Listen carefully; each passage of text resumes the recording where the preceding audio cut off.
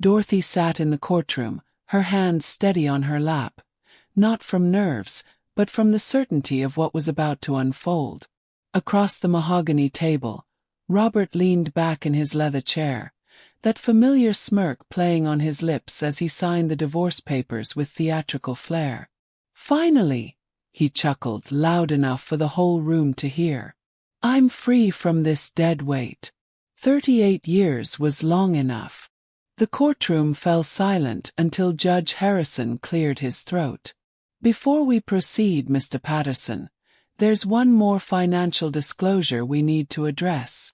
With each word the judge spoke, Robert's confident smile began to crack. Because Dorothy wasn't walking out of this marriage broken and penniless.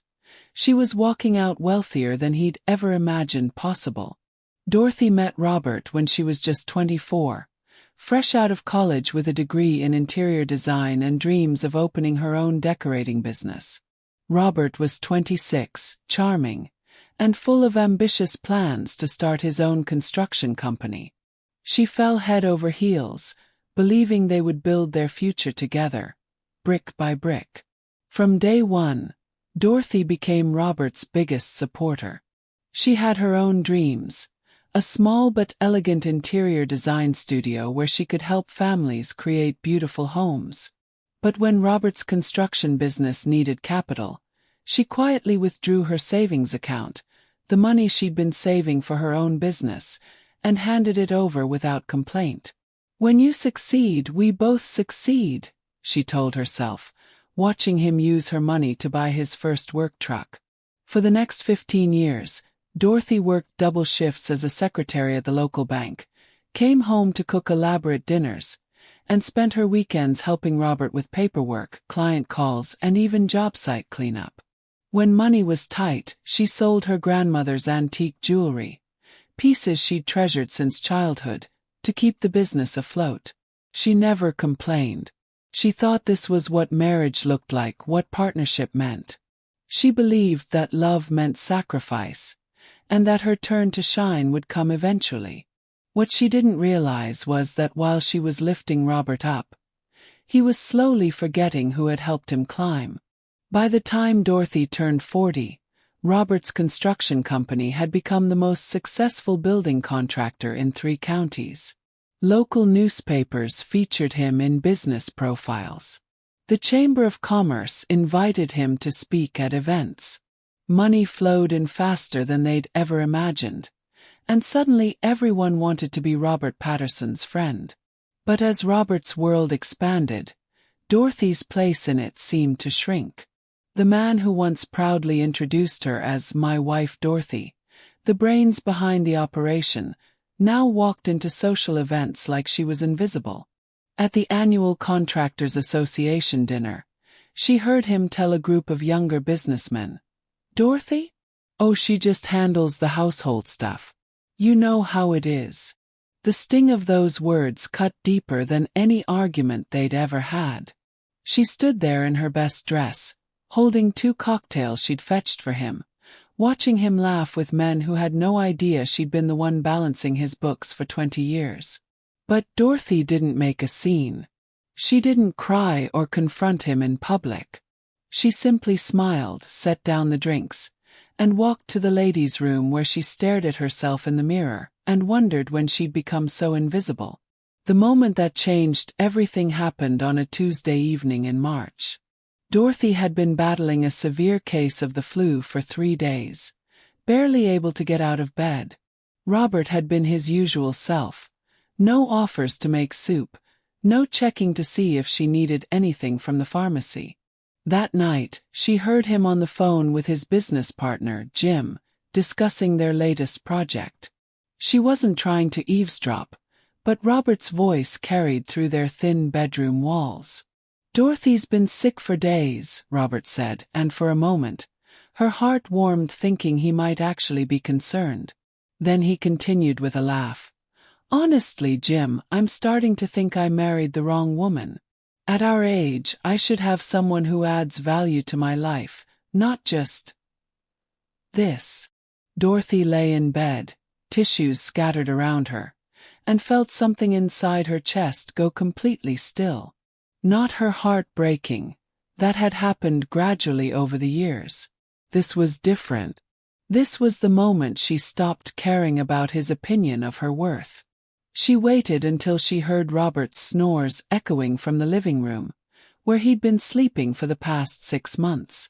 Then she quietly got up and walked to the spare bedroom, the room that had once been her little craft space before Robert decided he needed it for storage. Buried under boxes of his old business files was a small desk she hadn't used in 15 years.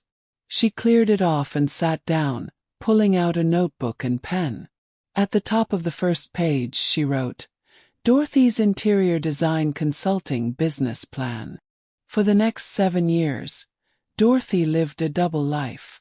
By day, she continued her role as the dutiful wife, cooking Robert's meals, managing his social calendar, and playing the perfect hostess for his business associates.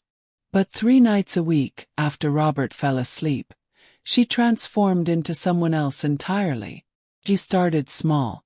Using the name D. Mitchell Interiors, her maiden name, she began offering interior design consultations to friends and neighbors. Her first client was Mrs. Henderson next door, who needed help redecorating after her husband passed away. Word spread quietly through their small community. Dorothy had an eye for making homes feel both elegant and comfortable, and she charged fair prices that made her services accessible to regular families, not just the wealthy clients Robert's friends could afford. Within 2 years, she had a steady stream of clients. Within 4 years, she was designing interiors for newly constructed homes across the county. By year 6, she was consulting on commercial projects, restaurants, medical offices, and small hotels. The irony wasn't lost on her. Many of her biggest projects were interiors for buildings that Robert's company had constructed. He had no idea that D. Mitchell Interiors, the design firm he sometimes mentioned with grudging respect, was actually his wife. Dorothy opened her own business bank account, incorporated her company, and even hired 2 part-time assistants. She worked quietly, efficiently, and strategically. Every insult Robert threw her way, every time he introduced her as just a housewife at social events, became fuel for her determination. The day Dorothy discovered Robert's affair, she wasn't even looking for evidence. She was simply trying to find his insurance cards for a doctor's appointment when she opened his desk drawer and found the hotel receipts. Not just 1 or 2, dozens of them dating back 3 years. Always the same hotel, always the same dates when he claimed to be visiting job sites in the next town over. She sat in his home office, surrounded by the success she'd helped him build, looking at proof that he'd been betraying her for years. The woman was Linda, his secretary. 35 years old, divorced, with 2 young children. Dorothy didn't scream. She didn't throw the receipts in his face or demand an explanation. She simply put everything back exactly where she'd found it, walked to her car, and drove to her lawyer's office. "I want to file for divorce," she told Harold Mitchell, no relation despite the shared name. "And I want to do it quietly." When Dorothy filed for divorce, Robert's reaction was exactly what she'd expected. He laughed, actually laughed, and told anyone who would listen that she'd finally lost her mind. "She thinks she's going to take me to the cleaners," he told Jim over beers at the country club.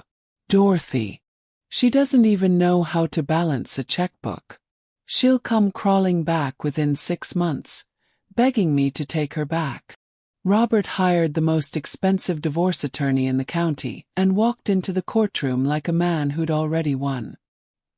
He wore his best suit, his Rolex, and that same arrogant smile Dorothy had been seeing for the past 15 years. "This should be quick," he whispered to his lawyer. "She's got nothing." Judge Harrison, a man who'd presided over divorce cases for 23 years, called the court to order.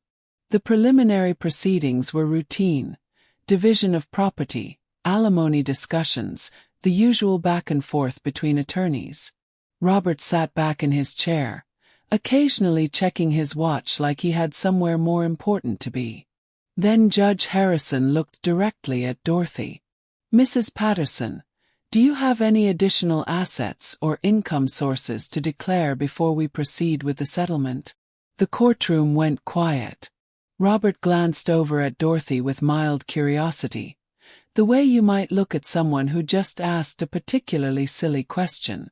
Dorothy's attorney stood up and handed a thick manila folder to the judge. "Your Honor, my client has substantial business assets that need to be considered in this proceeding." Robert's eyebrows raised slightly. Business assets. He looked at Dorothy, who sat perfectly still, her hands folded in her lap. Judge Harrison opened the folder and began reading. His eyebrows rose higher with each page he turned. After several minutes of silence, he looked up. "Mrs. Patterson, you're the owner of D. Mitchell Interiors?" Dorothy spoke for the first time that day, her voice clear and steady. "Yes, Your Honor. I am." Robert's head snapped around so fast he nearly gave himself whiplash. "D. Mitchell Interiors," he repeated, his voice climbing an octave. "That's impossible. That's one of the most successful design firms in the region." The judge continued reading from the financial documents.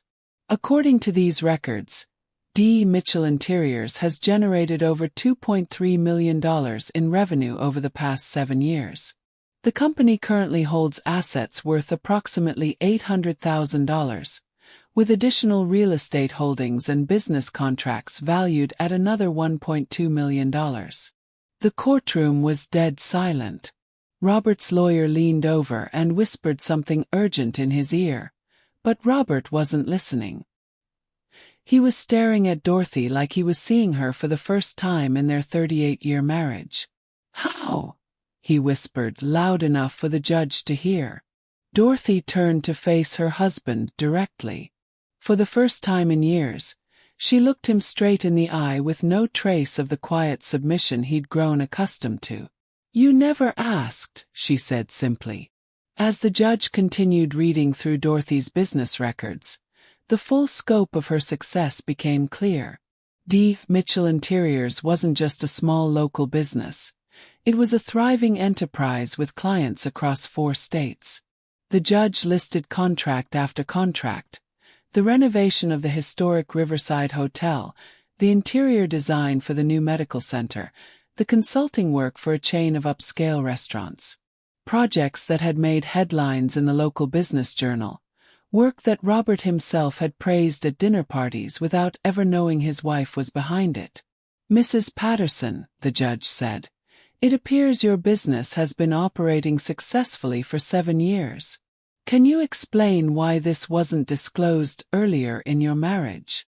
Dorothy's answer was delivered with the same calm dignity she'd maintained throughout the entire proceeding.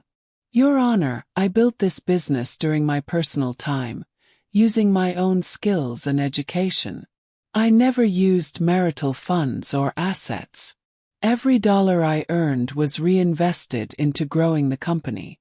My husband never expressed interest in my activities, so I saw no reason to burden him with the details."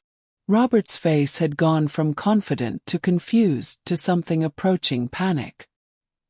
He kept shaking his head, muttering under his breath, "This can't be right. This can't be happening." His lawyer was frantically taking notes, trying to figure out how to challenge financial records that were clearly legitimate and well documented. "Your Honor," Dorothy's attorney continued, "my client is prepared to retain full ownership of her business and requests no alimony or ongoing financial support from Mr. Patterson. She's also willing to relinquish any claim to his construction company, which she helped build during the early years of their marriage." Robert shot up from his chair. "Wait, what? She's not taking anything from me." Judge Harrison looked at Robert with the sort of expression reserved for people who just said something particularly obtuse. Mr. Patterson, based on these financial disclosures, your wife appears to be in a significantly stronger financial position than you are. The question isn't what she might take from you. It's whether you have any claim to her assets. In the end, Dorothy walked away from the marriage with exactly what she wanted: her freedom, her business, and her dignity intact. She didn't take the house they'd shared for 25 years. Too many memories of feeling invisible in her own home. She didn't want his construction company, though legally she could have claimed a significant portion of it. She didn't even take the furniture or the expensive art he'd bought to impress his business associates. What Dorothy took was something far more valuable: the knowledge that she'd built something entirely her own, something that had nothing to do with Robert's success or approval. She moved into a beautiful downtown loft, one she'd designed herself, and for the first time in decades, decorated it exactly the way she wanted. Bold colors, comfortable furniture, and photographs of her work displayed proudly on the walls. Robert sat in his lawyer's office, signing papers to refinance his house for the second time since the divorce. His construction business was struggling. It turned out Dorothy had been handling more of the financial planning than he'd realized, and several clients had specifically requested D. Mitchell interiors for their projects. His secretary Linda had left him 3 months after the divorce, taking a job with a competitor and leaving him to figure out how to manage his own calendar and correspondence. On the desk in front of him was a copy of Regional Business magazine. The cover story was titled, "Design Dynasty: How D. Mitchell Interiors Became the Region's Premier Interior Design Firm." The article featured a full-page photo of Dorothy standing in the lobby of the luxury hotel she'd recently redesigned. She looked confident, successful, and genuinely happy. The article described her as a quiet force in the design world, and proof that the best success stories often happen behind the scenes. Robert stared at the magazine for a long time, remembering the woman who used to bring him coffee every morning, who'd sold her grandmother's jewelry to keep his business afloat, who'd stood by him through every challenge and setback. He'd spent 38 years married to a woman he'd never really seen. Meanwhile, Dorothy was in her office, reviewing plans for her biggest project yet: the interior design for a new luxury resort being built on the coast. The construction company handling the project had specifically requested her services, and the contract would be worth more than Robert's entire business earned in a year. Her assistant knocked on the door. "Mrs. Patterson, the reporter from Architecture Today is here for your interview." Dorothy smiled and straightened her jacket. At 65, she was busier and more successful than she'd ever been. She was also happier than she'd been in decades. "Send her in," Dorothy said, looking out her office window at the city she'd helped redesign, one building at a time. The divorce hadn't been the end of her story. It had been the beginning of the chapter where she finally got to be the main character in her own life. And unlike Robert, she'd built her success entirely on her own terms, with her own hands, and with a quiet strength that had been there all along, just waiting for the right moment to shine.